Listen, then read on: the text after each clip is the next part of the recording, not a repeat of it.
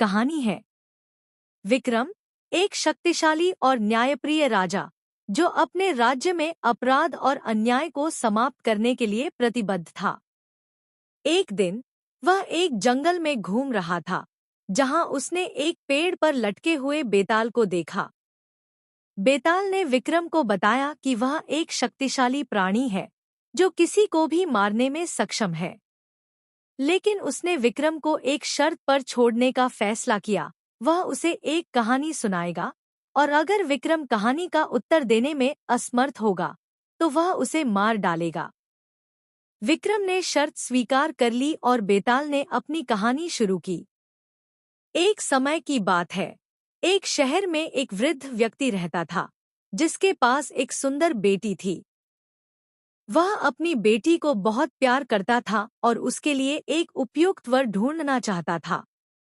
एक दिन एक युवक शहर में आया और वृद्ध व्यक्ति की बेटी से शादी करने के लिए कहा। वृद्ध व्यक्ति ने युवक को अपनी बेटी के साथ शादी करने की अनुमति दे दी, लेकिन उसने एक शर्त रखी, युवक को अपनी पत्नी के साथ हमेशा सच्चा रहना होगा। युवक ने शर्त स्वीकार कर ली और वृद्ध व्यक्ति की बेटी से शादी कर ली। लेकिन कुछ समय बाद युवक ने अपनी पत्नी के साथ विश्वासघात किया और उसे छोड़ दिया।